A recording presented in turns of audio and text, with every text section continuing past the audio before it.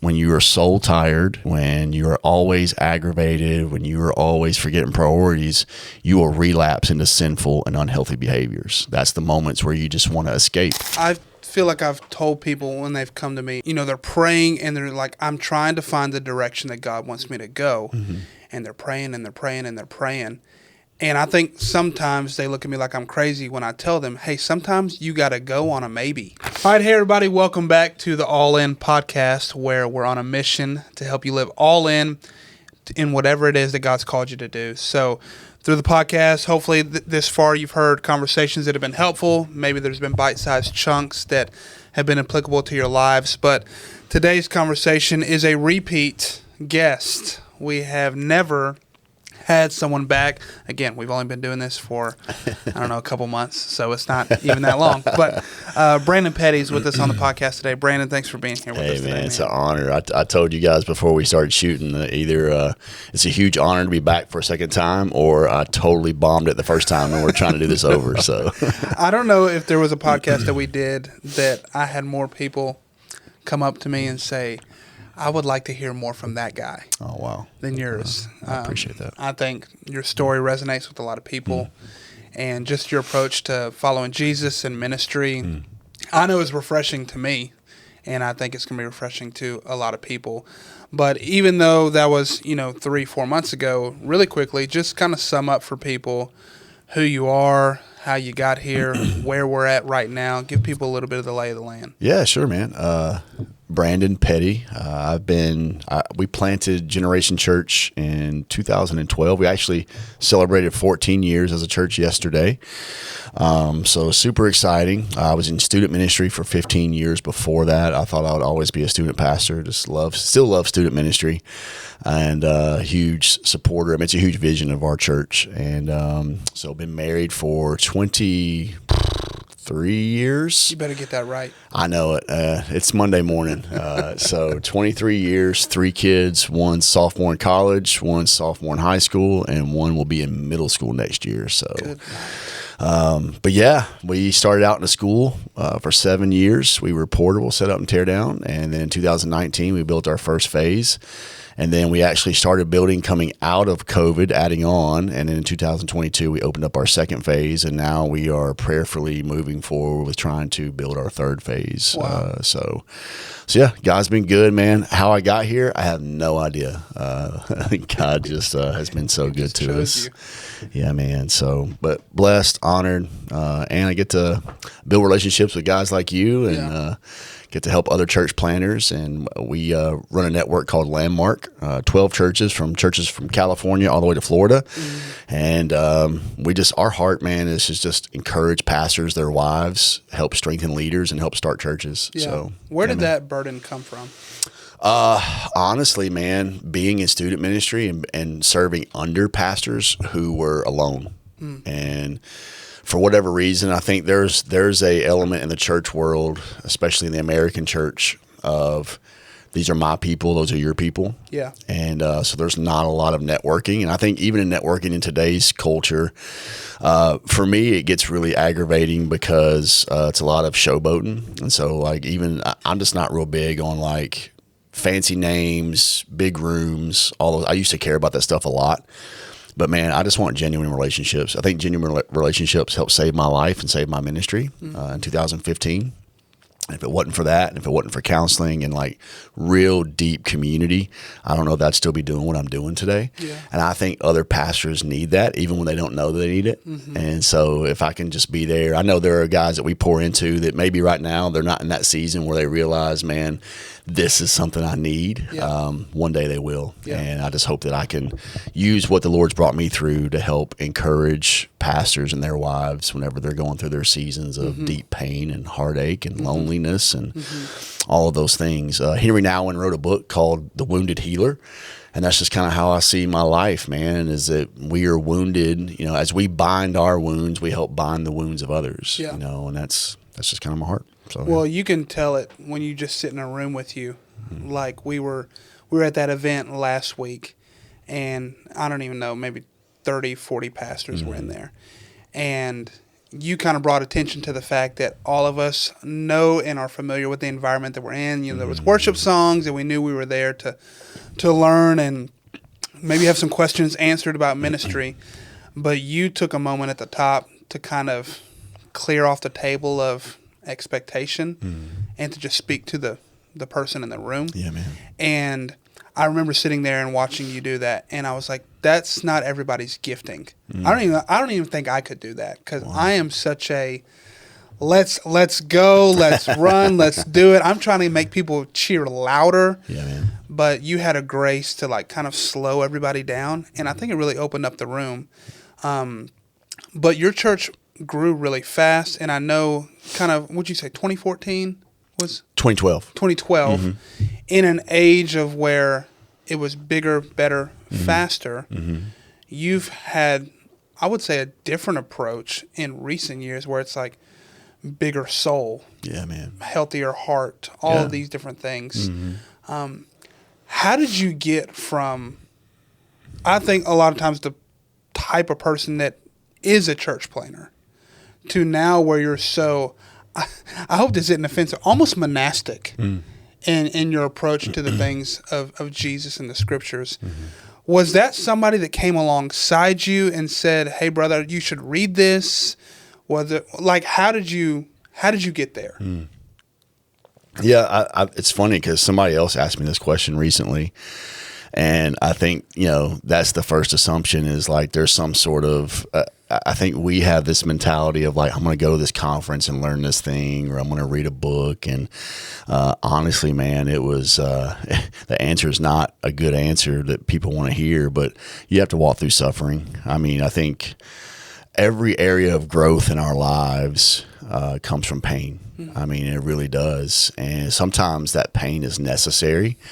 And I would just say, man, I walked through necessary pain where it forced me to slow down. I think in this age where, because I do believe I'm a gifted builder. And I think, honestly, Brennan, that's the tension that I'm living in my current season of life is I know that I'm gifted to be a builder, but how do I make sure there's a difference between having the gift to build and the motivation to build for yourself?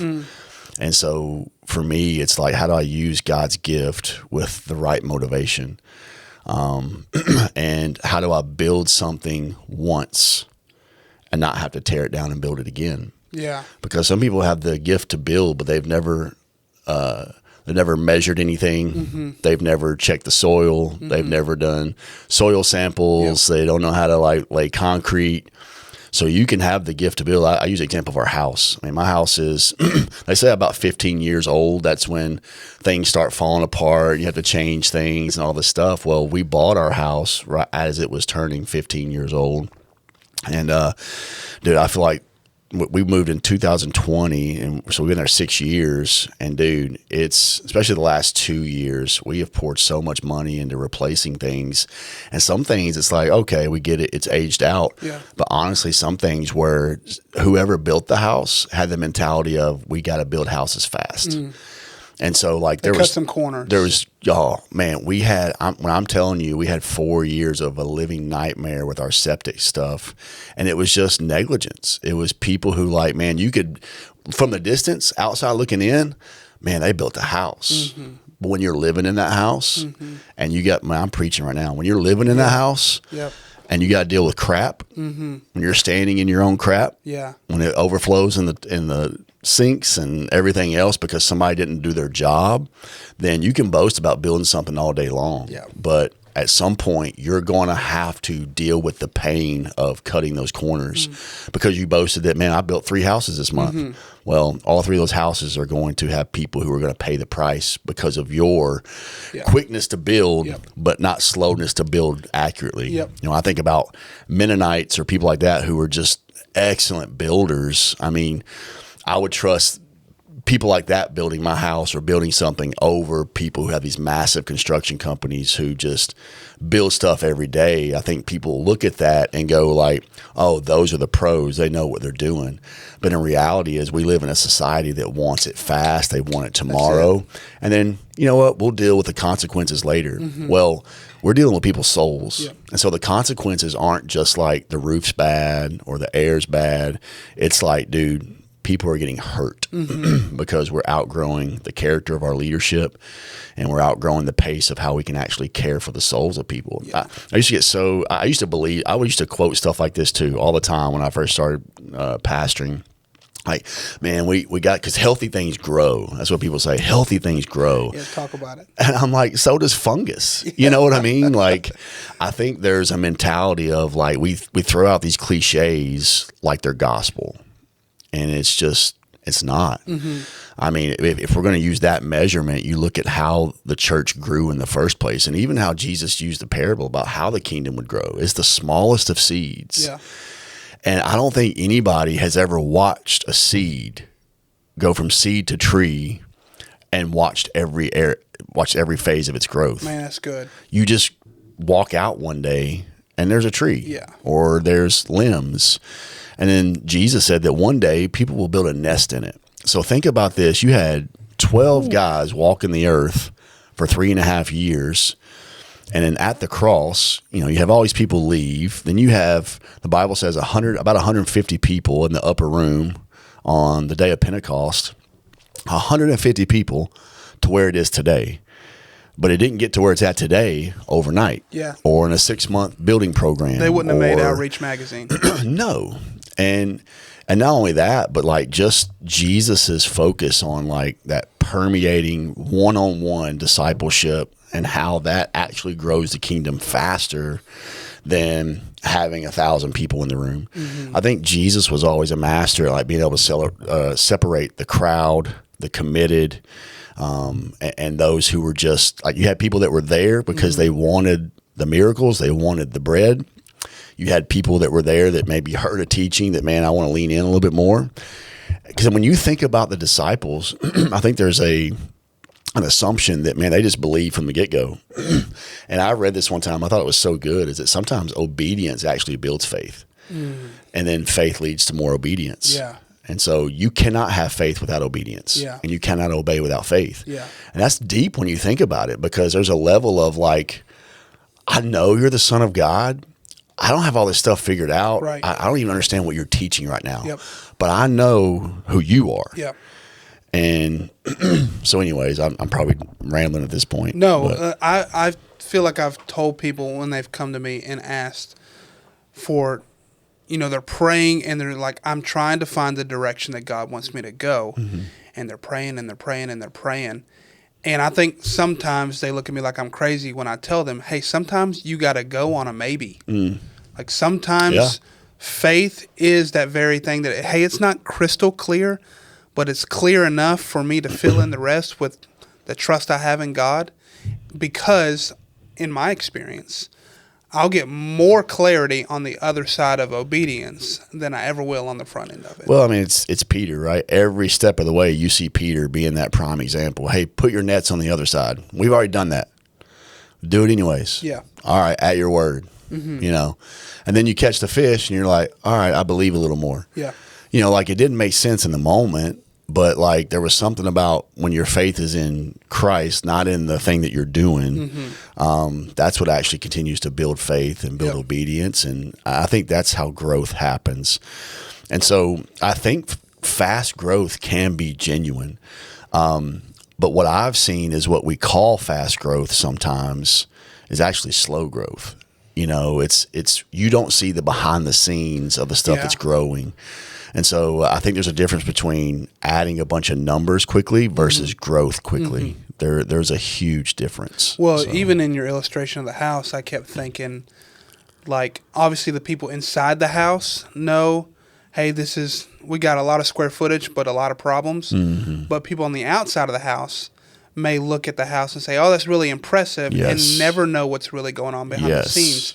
And that's the part that I feel like for pastors is the biggest burden is you got to show up on Sunday and everybody's looking at your house, but nobody knows what you had to go through to get to that spot. You don't know how many people do that. We have a gentleman attending our church right now. He was on staff at a church somewhere else, and they moved here to this area. They walked through trauma as a family, lost a son, and was on staff at a church, and then kind of developed some bitterness toward the church. And he comes here, and his first Sunday, man, he's just like in tears. He's just pouring his heart out about his story.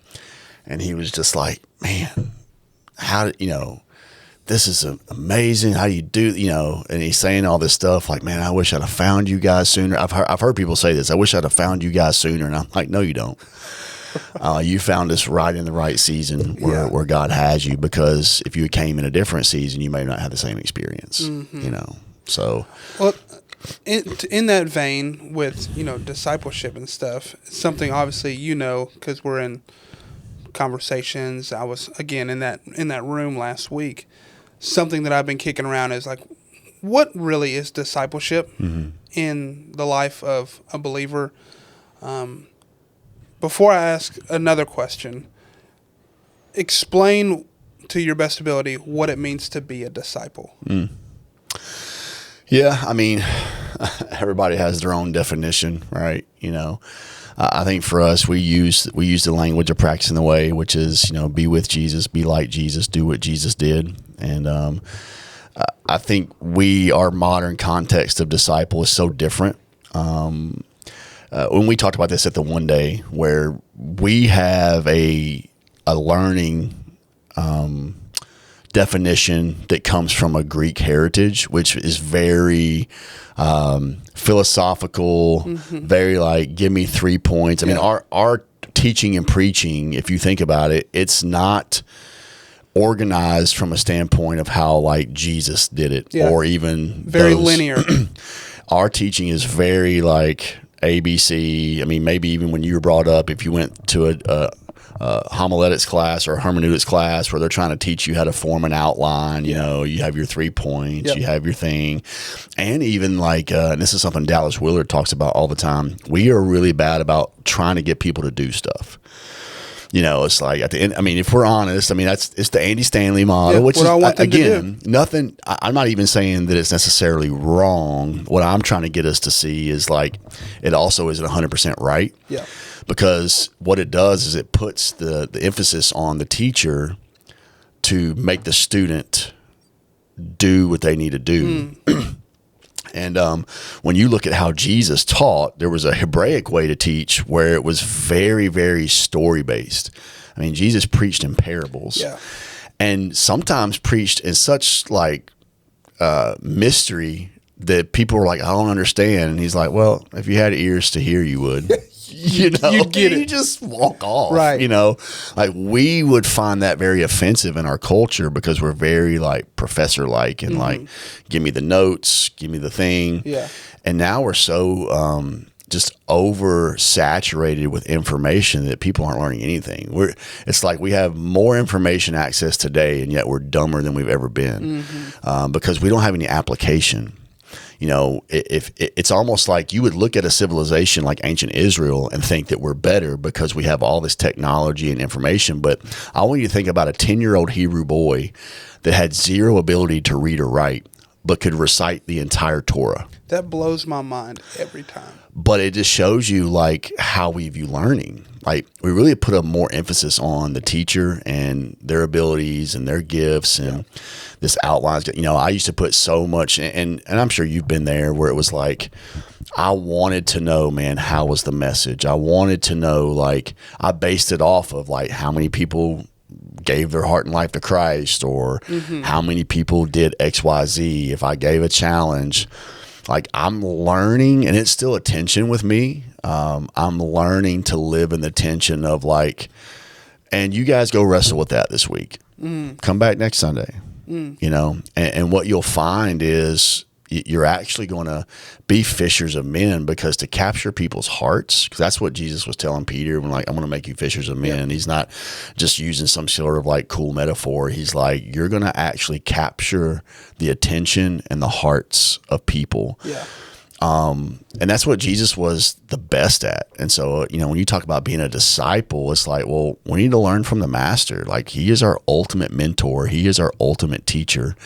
And even when it comes to teaching and preaching and leading, man, there's so much there that, man, I need to really sit in and study the way of Jesus. I need to be with him. I need to be like him. I need to do what he did. And, so yeah, I think that's the big part that we struggle with, especially when it comes to discipleship, is we think it's just take a class, do these notes, if you give me the right information. Yeah. But that really has only been around since the Enlightenment period, because we somehow put so much emphasis on this idea of knowledge. Yeah. I love what Paul said. He's like, man, the Jews want a sign, and the Gentiles want knowledge, because they think that's what is going to save them. Builds them up. You know, and it's just funny how it's like you're both wrong. Well, that's the tension I always feel when someone's like, I want to be discipled, or they'll ask it this way in church, like, what kind of discipleship programs you have? How are you discipling people? And I always want to ask, what do you mean by that? Because my hunch is that people are asking, where is the place that I can go that you can pump me full of information? Yeah. Because, again, there's a bunch of different ways for people to help people follow Jesus. But personally, my pet peeve is this idea of I go to get discipled, which means I sit down and you info dump on me, tell me what I need to know, instead of, hey, walk with me, spend time with me. Yeah. Learn how to walk with Jesus. And so I don't know, maybe that's something in me, but I always feel like a little kind of angst when discipleship programs, again, I don't even know when that became a big thing in the American church, but hey, we need a 12-step thing, get this in you, or you're not you don't know how to be a disciple. Yeah. If you don't do well, and I think that's, we're products of our generation, right? And I think sometimes it's important to like look through history. And I think that's why as you grow as a leader, as a pastor, as a follower of Jesus, like we love to only learn from the living, not the dead. We want to, who's the top leadership guru right now. But the problem is that most of their stuff is coming from a limited time of history. Yep. And so how did these people who have gone way before us for thousands of years, like, how did they process this and live this out? Because I think it's important to learn from the living and the dead. And when you look at it, even there's this kind of mantra in leadership today, right? Like when you look at Paul and he says, "Follow me as I follow Christ." There's so many people, and I've heard people teach this, and I think it's we're trying to appeal to the lost. And I'm starting to get to a place, maybe it's because I'm getting old and ornery, but I'm getting to this place where it's like, why are we so afraid of holiness and righteousness? Yeah, that's it. Why are we so afraid of saying to people, follow me as I follow Christ? Because you hear more of the opposite, like, hey, man, don't look at me, man, look at Jesus. And it's like, well, Jesus is in you, bro. Yeah. So why can't I look at it? If you're going to stand up and teach and preach with the authority of Jesus Christ, but yet tell me, hey, don't look at my life because my life's not a good pattern to follow, then what are we doing? Like there has to be men and women of God who go like, we understand we're not perfect, like let's stop playing that game. Yep. But at the same time go like, man, you know what? I want you to look at my life. One, I have nothing to hide. And I want you to see how I'm processing and walking this thing out and learn from my imperfections as much as the things that I'm doing right. Right. I think there's such a fear that the dark places in my life are going to be the things that keeps me from being used by God or keeps me being from loved by people. And the problem is that when you continue to hide that, that's where we don't grow.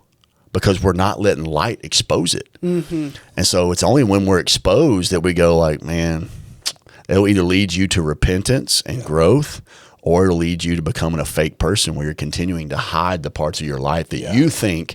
And it's crazy because when you look through scripture, that's exactly what God used was people's imperfections. Because it's in those cracks that the light of God shines through, right? This strength is made perfect. That's it. In our weakness. That's it. Well, you know what's never in a discipleship class? How to walk through pain. Oh, yeah. No, I've never been through any sort of class or been discipled in how do I suffer well. Why do you think we don't talk about that? The American dream. Where is that inconsistent with the way of Jesus? Everywhere. It is funny. We live, and it's almost intrinsic, like, right. It's not even like intentional, but, I think if you look back even from the 30s, basically coming out of the Great Depression, going into World War I, World War II era. You think about how culture shapes us, and even the way that we evangelize is so new that people don't realize. And just in the last 100 and 150 years, where this idea of the world's about to end because nuclear war is coming. Oh, yeah.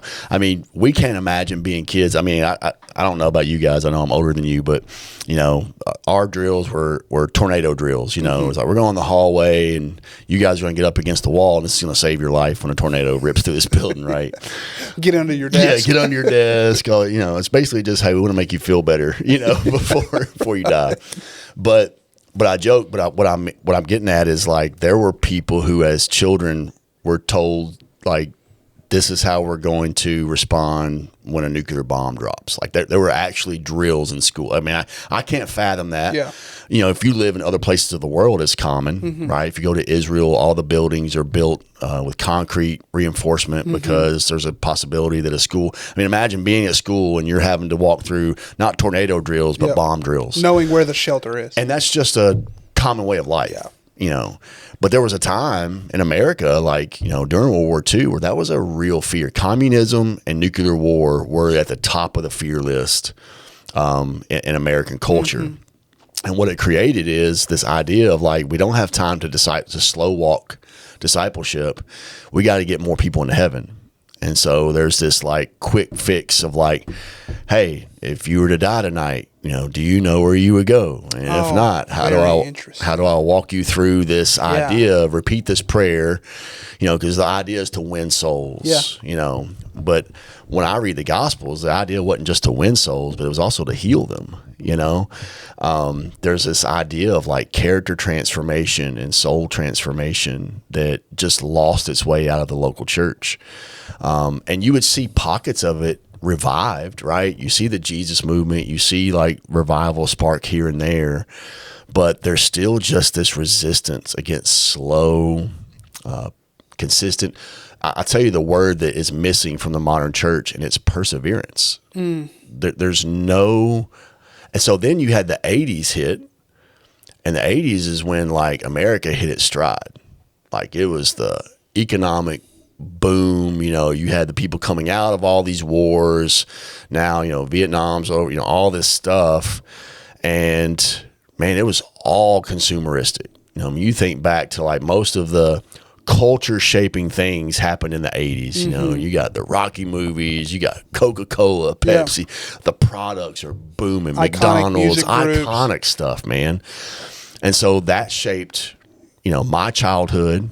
And so my age group, down, our kids, eventually our grandkids, are being shaped with an idea of, like, up and to the right. Chase career, chase, materialism, chase gain, because we have this abundance. And all through Scripture, you see it, that abundance turns the hearts of people away from God. And so the issue with that in the church is that now, like, we're starting to see that get threatened. The abundance. Look, it is so, like, I fear for my kid, not fear, but, like, it was easier for me and my wife had nothing when we got married, but it was still easy to find a place to rent. It was still easy to find a place to live. But you're talking about people paying more for a lease than for a mortgage coming out of high school or college. It's almost impossible. Like, there's no lower starting place. And anytime the gap between low class and high class gets bigger, the middle class disappears, you're headed towards a collapse, because there's poverty rises, all this stuff. And so now you have this mindset that's in the church where it's like, man, there should be this gradual up and to the right field, and then you have the birth of the prosperity gospel, which doesn't hurt, or doesn't help, which is like, hey man, this is God's will for your life. That if it's not happening, then you don't have faith, or you're not surrendering something, or you're not giving enough, or you're not doing enough. And so we're just reciprocating the same things that's happened since the beginning of time, which is this idea that, man, the disciples battled that with Jesus. Remember when Jesus is like, man, it's going to be hard for the rich people to get into heaven, and they're like, pump the brakes. Who's going to get in it? Because we thought that if you have wealth, you think about the culture they grew up in. The culture is, if you are a ruler, if you're wealthy, if you're an emperor, you are divinely touched by the gods. As opposed to, if you're poor, you only exist on the earth to serve those in power. And that has crept into American culture. It's the same, it's the same. Yeah. I think that's why Solomon was like, man, there's nothing new under the sun. Yeah. We can look at technology, all that stuff. It's just we are fancier and more dumber today, So if I'm growing up and taught this idea that success is wealth, accolades, up and to the right. Yep. I have no mental category for how to walk through pain or suffering at all. Well, and then you add that on top of the quick fix mentality of pharmaceutical, and I don't want to get into all that, but my point is like, let's get canceled, dude. Go for it. Well, my point is, if I do face something tough, give me the quick remedy. If it's a pill, if it's a class, dude, the amount of times I talk to people, whether it's about counseling or whatever, they're like, well, okay, I'm going to do this thing. I'm going to go to this therapy. All right, now what? Yeah. It didn't work. It's like, bro, you've been doing this for 6 weeks. Right. But you've been a jerk for 17 years. Yeah, it's going to take some time. And so there's no, like you said, there's no mental category for slow, methodical persistence, perseverance. And the irony is that all through the New Testament, all you hear is endure, persevere, hold on, hold tightly, stand your ground, put on the armor. That's not language of up and to the right, things are going to be great. That's language of like all hell is launching its arrows towards you. You better be rooted in your faith. Because you look at Paul's letters where he's like just broken over the people who were like, man, he said, these people say they're of the faith, but their lives prove otherwise. Like they weren't able to hang on. They're being shifted away to false teaching. They're being pulled away by their desires. Like there was a real concern for believers not having the ability to persevere or endure suffering when it's a reality that Jesus himself promised, in this world you will have trouble. Yeah. So, well, I was sitting on my front porch yesterday having a conversation with a family member about the scriptures, and he was asking me, funny enough, he started asking me about what is the tribulation going to be like? Like what is... And he was essentially asking, how much pain am I going to have to endure? Yeah. And I was talking to him. I was like, man, I think you're asking the question from the wrong place because you're asking the question from an American worldview. When you try to lay your American worldview over an ancient text that is speaking to all believers across the board, some of your worries and concerns of future things happening have been happening in parts of the world for decades. So I think the question isn't when will I suffer or when will I go through pain? Right. It's no, I'm going to do that. Right. How do I walk through it faithfully? Yeah. How do I persevere through it? Yeah. And I don't know. I feel like the longer I do this, the more I'm becoming aware that I really didn't understand the cost of following Jesus, and that the call to follow Jesus is an invitation into suffering with him all the way through from, people talk all the time about, shepherds leading sheep. Well, I've learned that sheep can bite, and nobody prepares you at a leadership conference for what you do when a sheep bites. Yeah. So anyway, speak to leaders for a little bit because I know we're almost out of time here.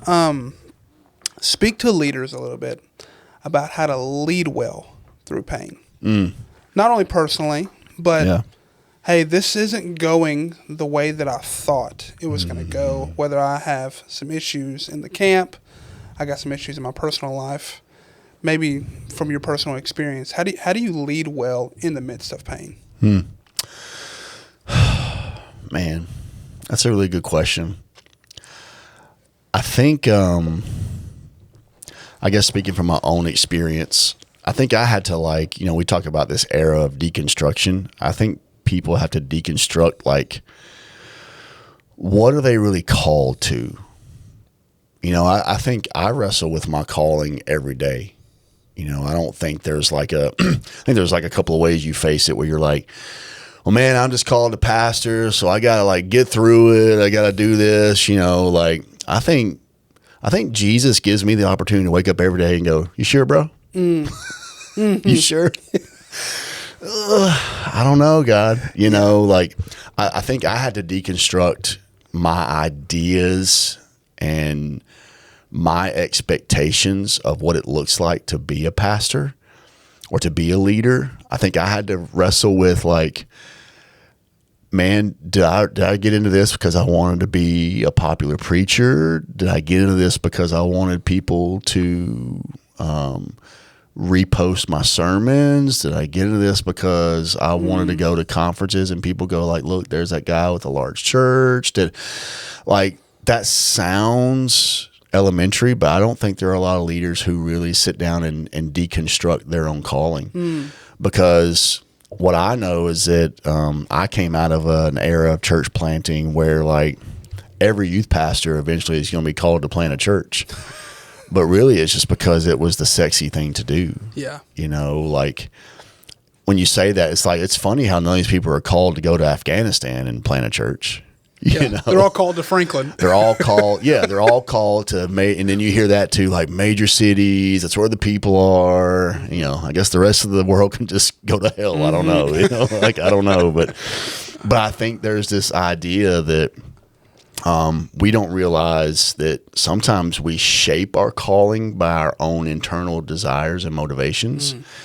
And when I see scripture, a lot of times people were called out of a moment into something that it was just there wasn't man, I feel gifted. Paul wasn't on the way to Damascus going, I feel gifted to start a movement for Gentiles. Start a world tour. He's on his way to kill Christians and have them arrested. Yeah. And God's you're going to stand before rulers and you're going to be a voice to the Gentiles for the gospel. And then it took years for that to be unpacked. He starts right away, preaching to other Jews, learning from the disciples, and it wasn't going well. Homeboys being shipped out of a window overnight to keep from getting killed the next day. And then all of a sudden, stuff starts popping off in Antioch, and Barnabas is I'm not going to go find Paul. I remember this guy being prophesied about that he was going to stand before rulers and Gentiles. This might be his gig. And so God uses another man to bring Paul into his calling. Yeah. Right. Yeah. So I think for me, I think people really need to sit down and ask themselves, what were my expectations going into this? Because most of the time, any tension in relationships, whether it's human relationships or relationship with God, is usually unmet, unspoken expectations. I think if we're honest with ourselves, we have unspoken expectations of what God should do for us if I say yes to doing this. And when those aren't met, we get mad at God, we get mad at the church, we get mad at the people that we lead. And the reality is, man, we did this because we were selfish. I think there's an element of if you're gifted, you already have an element of narcissism that you almost have to have. I think God uses narcissistic people, but he will also break them down. Yeah. And when you don't allow him to break you down, you will be broken and you will also break other people. Man. And so we point to all these narcissistic leaders and we're see, that's why blah, blah, blah. See, that's why blah, blah, blah. When the reality is you have some of the same dysfunctions. It's just that you haven't been exposed. Every time I see a pastor fail or I see my heart breaks because I'm God, that could be me. Yeah. Or that could have been me. Yeah. I honestly believe the only thing missing from people's lives, from everybody's lives, when it comes to major failures, is opportunity. Because it's easy for the small church pastor or somebody else to be see, that's why these mega churches are bad or blah, blah, blah. But, You're just mad because you didn't have the opportunity to fail like they did. Yeah, your DMs didn't light up overnight. Because if somebody hands you the keys to their kingdom, you're like, I'll drive that. Yeah. But then you're faced with the same temptations. You're faced with the same thing. And so I think really when it comes to leadership pain and processing that, you need to go through the pain. Go through the, put yourself in pain first. You know, when you think about joining the military, you don't join the military and they go, okay, like when war breaks out, we'll get you trained. Yeah. What do? They try to break you from the get-go. Mm-hmm. Why? Because they know other people are going to break you. Yeah. So the problem is most people have not allowed God to take them through their own personal breaking. Mm-hmm. That way people won't break you. Mm-hmm.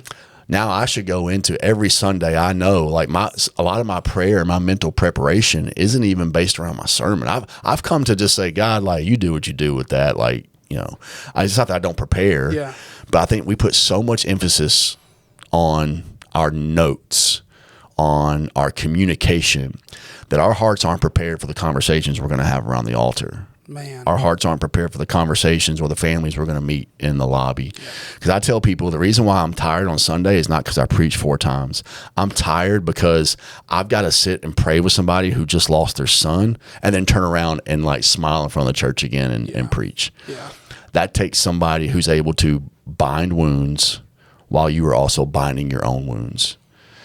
And so it's this process of really saying like, man, did I get into this for the pain?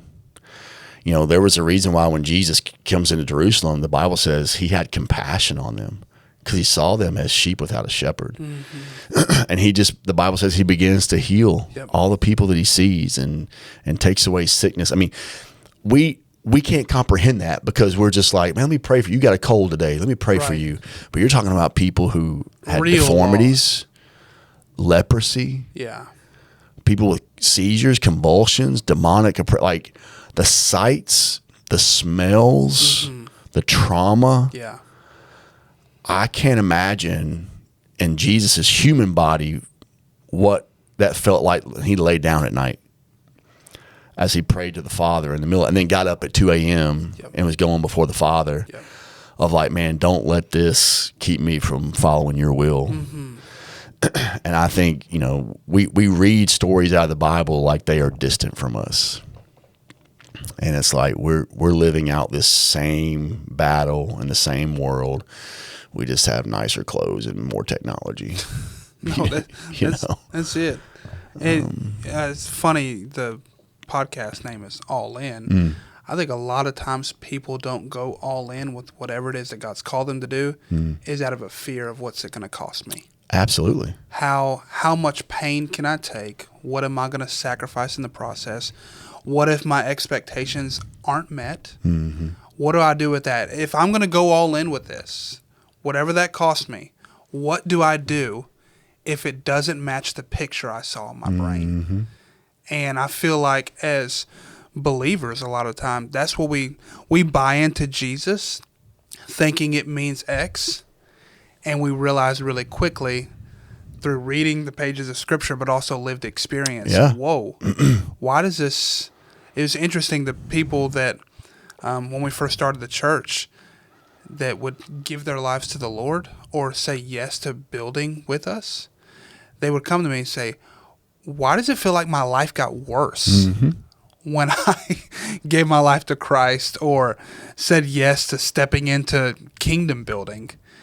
And I would try my very best, attempt to be like, man, you stepped into like a spiritual war. Yeah. That comes, like there are bullets flying.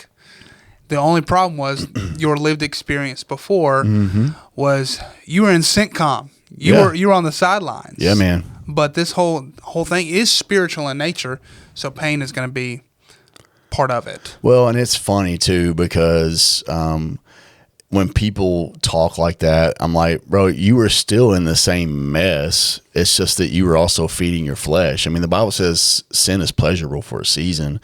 And so really what you're up against is that selfishness, the nature of selfishness, because selfishness goes like when you're hedonistic in nature, you can still be walking through all kinds of lost a girlfriend, a wife, you're walking through alcoholism, but you are still doing whatever it takes to feed your flesh to give you pleasure to overcome the pain. When you come to Christ, what Christ immediately does is start to deal with that selfish nature where it's like, now you've got nothing to medicate. Yeah. I can't dull it with something. I can't dull it with something.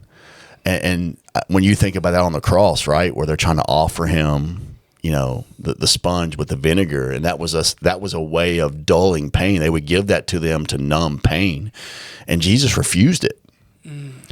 Like, there was an element of like, I am going to feel every bit of this because I want you to know there's nothing you're going to walk through that I haven't felt. Yeah. And so, you know, for us personally, you know, I think about the Black Mamba himself, Kobe Bryant.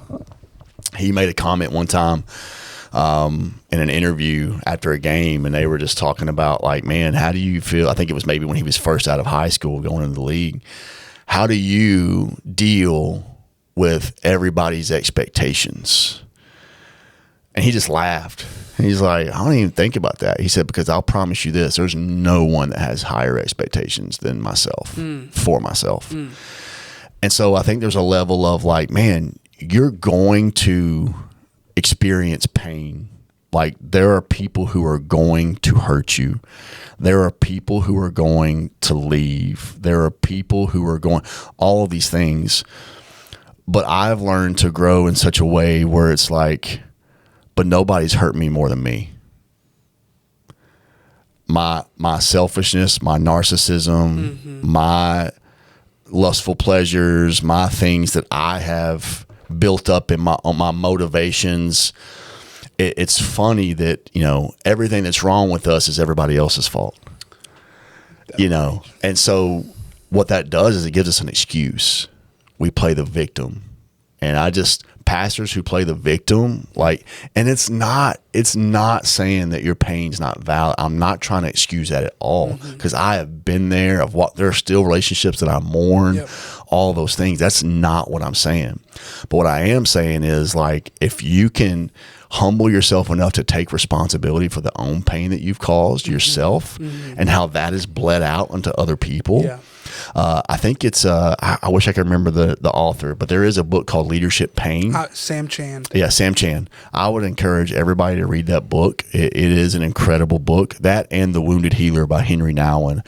I think it gives us a beautiful picture of like why we say yes to what we do. And the reality is, especially in the modern church in America, a lot of young leaders are not saying yes to pastoring or even church planting for those reasons. It is because they saw a dream or they saw something that they liked and they think, I want that too. And it's dangerous. It's almost like it's the dream of Joseph, you know, where it's like he's having this dream of, man, it looks like people are going to be bowing down to me. But really, the dream ends up being, it's the same dream, but it looks different because the dream is, how do you feel like when the dream is everybody is taking something from you, but you were called for such a time as this that you're a giver. Yeah. And he had to walk through pain to get to that perspective. Yeah. He didn't see the process in the middle. Well, and I tell people all the time, like, it's funny how we'll teach the way of Jesus, you know, like, man, you know, the gospel is, man, saturated in mercy, compassion, empathy, forgiveness, but you never get there without the things, the opposite end of the spectrum that cause you to have those things. You don't just wake up one day and pray for the ability to forgive somebody and all of a sudden you're a forgiving person. In order to forgive somebody, you got to be hurt. Yeah.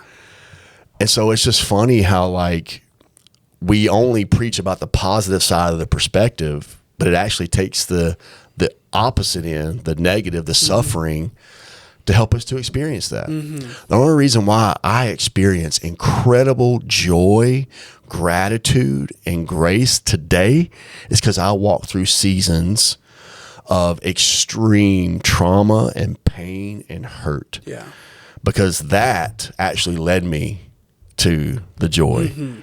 Because how do you have joy if you've never wept or mourned or grieved? Well, you don't know what real joy is. Well, even just the thought of had you run from that process, you would be, 5-10 years older, but spiritually the same age. Oh, dude, we have plenty of 40-year-old Christians who are 1-year-old Christians. Like you might have been in church for 40 years, but you're a 1-year-old Christian 40 years over. Plenty of that. I tell people the number one issue in our churches today is emotional immaturity. And I think that's what pastors have to realize going into it. That's why, like, young pastors, the biggest disadvantage they have is not necessarily their youth, it's their experience. Because if you're not aware of your own spiritual immaturity, when you have two spiritual immature people trying to deal with conflict, trying to, process pain, all that stuff, it's not going to lead to anything good. Yeah. And so I think it takes a spiritually, emotionally mature leader to walk into your church every week and go, 80% of the people I'm going to talk to today are emotionally immature. They're going to be offended by something small. Yeah. They're going to be still carrying a victim mindset. They're still going to be walking in thinking they're owed something because they served today. Yep. And you have to be aware of that and know, like, man, I can't complain. This is what I signed up for. Yeah, that's not a compelling reason to get out of bed. Yeah, I mean, like, you don't start a church and go like, well, man, I think if we have the right discipleship classes, man, in a couple of years, we're going to have all these sages walking around. Yeah. Dude, it takes time, pain, perseverance to get to a sage. Are you kidding me? Like, I'm praying that God would allow me to be the kind of person that becomes a sage one day, but I also know what that means. I've got to deal with all the things that don't make me a sage. The people that want the stories without the experience. We love stories until we're the people in the story. Well, I think you're well on your way to being a sage, Brandon. I mean, the silver in your hair, it helps. I hope I have that one day. But I really do mean it. I think when people are around you, you have a disarming personality that's like, hey, don't tell me the number. Don't tell me, what you think everybody else wants to hear. How are you? How's your family? How's your soul? And I know there's been a couple pastors in the last couple weeks and months that I've talked to that are like, hey, we're listening. We're checking out the podcast, and it's been beneficial. So just to kind of round the corner here, I want you to channel your inner sage and help some pastors that are listening, or maybe they're not pastors, they're just leaders. They're trying to lead people at work, trying to lead their home. What would you say to them to help them, number one, take another step towards living all in for the things of God? But number two, if they find themselves in a painful season, how would you encourage them?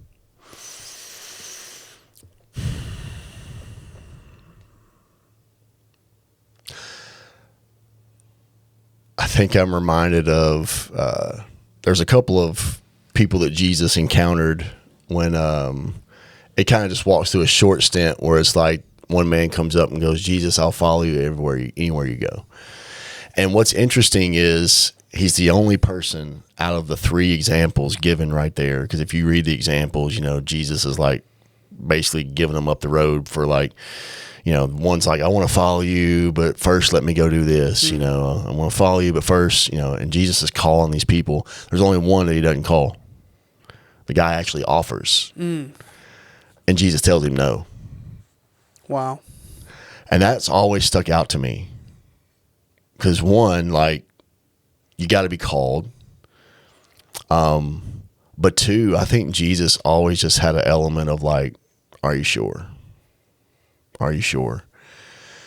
And I think for some of us, we really have to wrestle with that question. Like, am I sure I want to say yes? I think we have this idea of like the suffering servant, well, I'm just called to this, I don't think Jesus calls us to something against our will. I think our will has to line up with his. And that is usually the hardest part about stepping into ministry, is surrendering our will to his. And so really it's not about calling. I think it's like, if I know that I'm called to lead whatever I'm leading, really is the tension I'm feeling in the season of darkness I'm in, is it because my will is not aligning with his? And that is the process you have to go on, is like praying through, like, man, what are my expectations? What are the things that I'm holding on to that God's like, you're putting that on yourself, not me. Like, until you get rid of that, your idea of what this looks like, you're going to continue to be disappointed. And I think that happens with comparison. I think it happens with playing the victim, where it's like, well, so-and-so pastor, they're doing all this and they got this, and I bet they're not even like good people, you know, maybe. But also the scripture reminds me that the rain falls on the just and the unjust. The sun goes on, he lets the sun shine on the evil and the good. That's not for me to judge. Am I faithful with what God's given me? And I think the second part of that, you asked, like, you know, I think you asked, like, if you are walking through something painful, like, how do you deal with that? Actually, I'm really excited. I know last time we talked about this, but my book is being formatted right now. My book I'll have a release date soon, in a couple of weeks. I'll be giving a release date for the book. But in my book, I talk about the things that lead us toward a place of healing. And I believe the thing that is missing from the average man, not even like pastors or people in ministry, but is deep community. Do you have people that you're walking in life with? Because I think a lot of pastors are always thinking through the lens of, like, who am I discipling? Who am I the leader of? And here's the problem I am seeing in the local church today is we have pastors without pastors.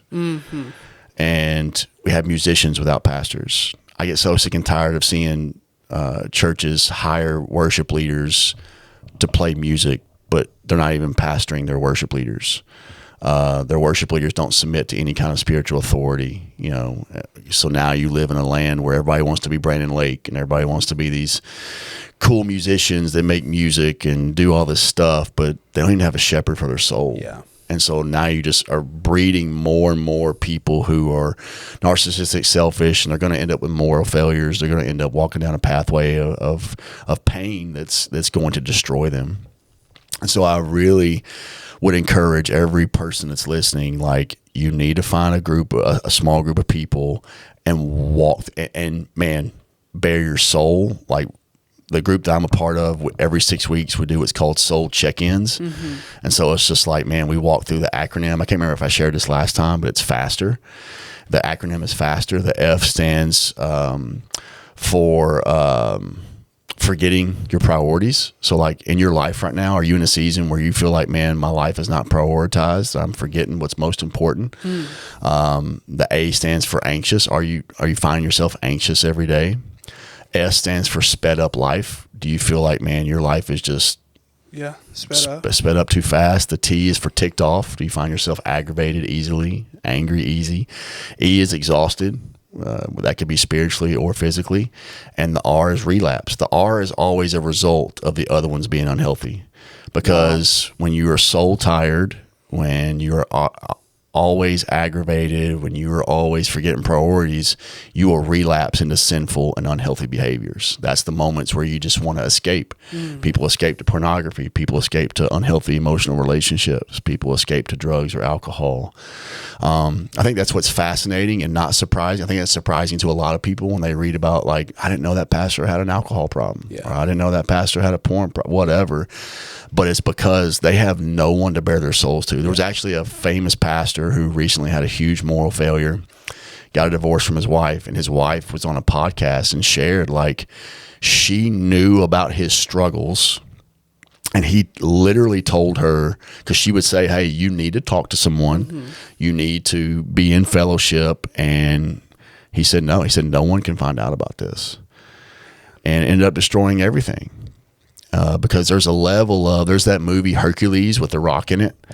And, you know, if you're familiar with the movie, he has a band of friends that basically help create this they're his myth. hype men. They're his hype men. Like, so the myth's not real, but they have to keep the myth alive. And they're in a battle or whatever, and I think maybe an arrow glances him or whatever, and he's bleeding. And his friend, like, jumps up onto the chariot and covers it up. He says, never let them see you bleed. because you're Hercules. Yeah. And the problem is we have way too many pastors that think they're Hercules. Yeah. And so I think if people are able to see you bleed, but also see that you know where to go to heal, because I don't think that's the goal. The goal is not for people to see us as imperfect or we don't get hurt or whatever. I think the goal is that they see us run to the healthy places in order to find healing. Yeah. So I hope that answers your question. No, it does. I tell people that ask about stepping into community that don't have any, and they're maybe on the fence about, well, who do I share with? Who do I align my life with? And I just try to take the pressure off of them. I'm like, hey, I'm not saying you need to find a small group of 20 people and bare your soul. That's. I'm not telling you that, but find 3 people. Yep. And at the end of the day, it's okay to not tell everybody everything, but it's not okay to not tell anybody about everything. Well, and that takes time. Again, that's that slow, persistent growth people don't like. Yeah. So I think people, what they'll do is they'll try that. It doesn't work after a few months or even a year. And they're like, well, those people ended up saying stuff that they weren't supposed to say, or they let stuff out. Yeah. Welcome to humanity. Right. So I have to keep trying somewhere else. I have to keep, like, the circle of people that are in my life today that I bear my soul to weren't the people that I had in my life 14 years ago. Yeah. There were different people, and there were people that I did bear my soul to, and it turned around and bit me. Like, so did Jesus. Yep. You know, like we forget, man, we are a part of a broken humanity. And so part of that is, I love what Paul says in Colossians. This is so powerful. He says, make an allowance for other people's faults. Let that sink in for a moment. Yeah. Wow. In other words, create margin in your life for pain. Create margin in your life for offense, because it's going to happen. Yeah. And he's trying to teach the believers how to live in peace and harmony. And the only way we live in peace and harmony is to fight through and persevere and overcome all of the tension and arguments and conflict and offenses that are going to happen. What a beautiful picture, though, to make allowance. Yeah. Like, make room. I've never stepped into a relationship and been like, okay, here's some equity to hurt me. Yes. We don't. And in fact, like, you're already in the hole. Usually when you start out, you're already in debt to me. Yeah. Because you're going to have to prove to me that you can pay off the debt by the way that somebody else owed me. Wow. Because I'm really treating you based off of how somebody else treated me. Yeah. That's how people enter marriage. I mean, that's wild, right? Yep. But most relationships are entered into, you're already in somebody else's debt, and you didn't even, like, cause it to happen. You know, so it's wild. So when you think about that and put it into perspective of their culture of their day and what that meant to when you're preaching and teaching to Gentiles and Jews who, by the way, have never, ever stepped into life together. In fact, wouldn't even share a meal with each other, to all of a sudden now you're in Bible study together. Now we got to be And family. you've got a Jew who was never supposed to be in a room with a woman. And now you're not only in a room with a Gentile woman, but with a Gentile woman who used to be a lady of the night. Yeah. And they're trying to figure out how to do life together. Could you imagine? Yeah. Like 3 weeks ago, I wasn't supposed to, like, even eat with you. And now I'm being commanded to, like, we're sharing life together. Yeah. I'm supposed to pray over you. I'm supposed to, like, encourage you. Yeah. And you have no idea what the Torah is. You don't know who Abraham is. But yet, like, and then there's the flip side, right? Like, you guys have always judged us. You've always kept us out of things. You've always looked at us weird. Like, we don't really know what offense is. No, we think we do, but ours is based off of, like, just personal selfishness. Well, that makes our churches feel way less diverse. Oh, yes. 1,000%. Yeah. When you start talking about diversity, we usually mean just skin color. Yeah. But for them, it was way bigger than that. You think about the gospel of Jesus, how incredible it was. It was the first time in the history of the world. Because you think every nation, every area had their own gods. And you had your own way of doing things. You did your thing. I did my thing. There was no This is the first time in the history of the world those walls came down. Wow. And now, no matter where you're from, no matter what tongue you speak with, like, we're doing communion together, which is the most unifying thing in the Church of Jesus. It's beautiful, man. It's incredible. It's wild to think about. Yeah, it really is. Well, dude, thanks for hanging out with us. Bro, for I love a little it. bit on Love the it. pod. Yeah. For people that have stuck around this far, tell them where they can find you, the church. If you have any other details about the book coming out, kind of just drop that real quick. Sure, yeah. GenerationChurch.me is our website, and that can kind of lead you to all the other places. Like, of course, our sermons are there, YouTube. I am on social media right now. I'm not on social media. I've given it up for Lent, but I'm on Facebook, I'm on Instagram and Twitter, but I'm not I'm usually active maybe once a week. So if you want to email me, pastorbgc@gmail.com. That's probably, if you're wanting to contact me, that's one of the better ways to contact me. Yeah, my book is called A Journey Through the Wilderness, Finding Healing When Life Hurts. And that will have a release date in the next coming weeks. So just kind of processing through the marketing plan that we're having and kind of what's going to be the best release date, but it will be out this year. I can't wait, man. And that's it's just my story. It's my story of walking through childhood trauma, how it affected me when I got into ministry, and how I had to walk through a season of pain to overcome that and start my journey towards healing and true discipleship to Jesus. So, Yeah, man. Yeah. Well, we love you, and we're thankful for you. Love you guys too, man. Thanks, everybody, for hanging out with us this episode of the All In Podcast. As always, do us a favor. Drop a comment, like, subscribe, share with somebody you think would be encouraged by it. But we can't wait to see you on the next episode. Hope you have a great week. God bless you.